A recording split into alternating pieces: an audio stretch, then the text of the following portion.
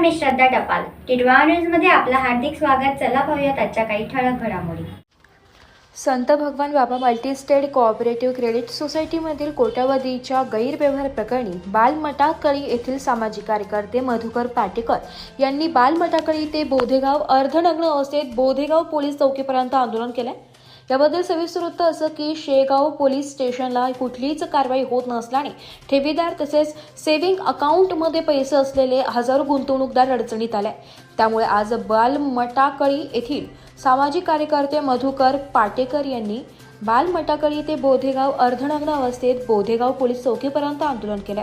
तातडीने संत भगवान बाबा मल्टीस्टेट कोऑपरेटिव्ह क्रेडिट सोसायटीमधील कोट्यावधीच्या गैरव्यवहार प्रकरणी त्या बँकेचे चेअरमॅन व्हाईस चेअरमॅनचे संचालक मंडळावर कारवाई करावी, अन्यथा याहीपेक्षा तीव्र स्वरूपाचे आंदोलन केले जाईल असे जाहीर केले.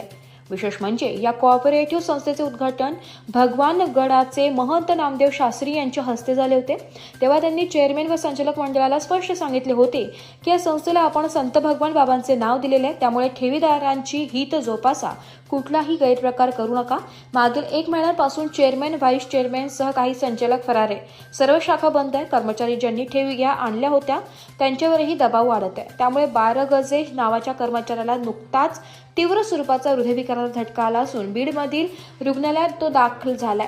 अनेकांची ठेव 3 ते 4 वर्षांपासून मागणी करूनही मिळत नाहीये. संस्थेची आणखीनही प्रॉपर्टी आहे, परंतु ती विकण्याची संचालक मंडळाची मानसिकता नाही. त्यामुळे अनेकांचे हॉस्पिटलमध्ये ऑपरेशन थांबले, काहींचे लग्न थांबले. आधी शेअर मार्केटमुळे संपलेला हा परिसर संत भगवान बाबा मल्टीस्टेट कोऑपरेटिव्ह संस्थेच्या चुकीच्या धोरणांमुळे तसेच पोलीस प्रशासनाच्या नाकर्तेपणामुळे पूर्णपणे संपून गेलाय.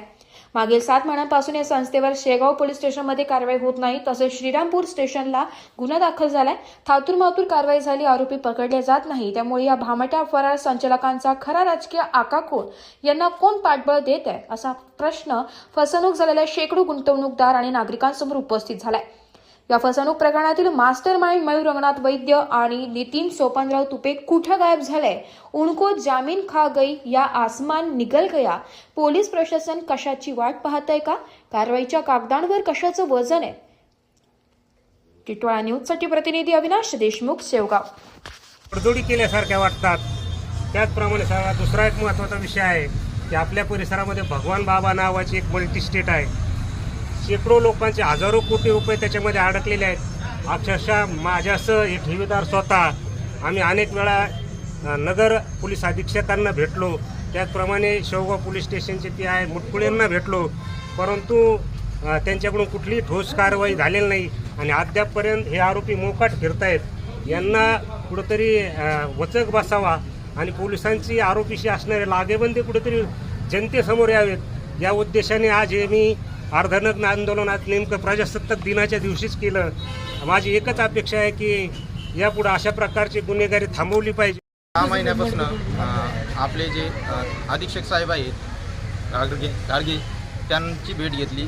ते पण आम्हाला म्हटले होते की 8 दिवसात गुन्हेगाराला पकडून आणू.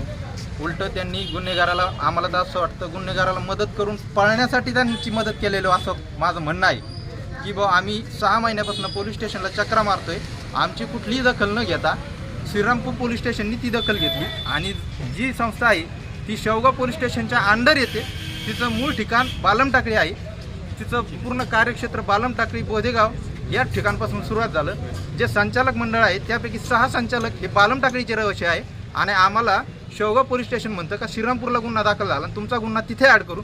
अजूनही आजपर्यंत सुद्धा त्यामध्ये सुद्धा आमचा गुन्हा दाखल झालेला नाहीये. फक्त आर्थिक तडजोड, माझं म्हणजे अशी मला शंका आहे की आर्थिक तडजोड झाली असेल त्यामुळेच आम्हाला टाळाटाळ केलं जातं. आणि जर या स्वतंत्र भारतात गरिबाला न्याय मिळत नाही हे माझं स्पष्ट मत आहे. गरिबाला लढावं लागतं, झटावं लागतं, तरीही त्याला न्याय मिळत नाही आणि पैशावाल्याचे कामं घरी बसून होतात.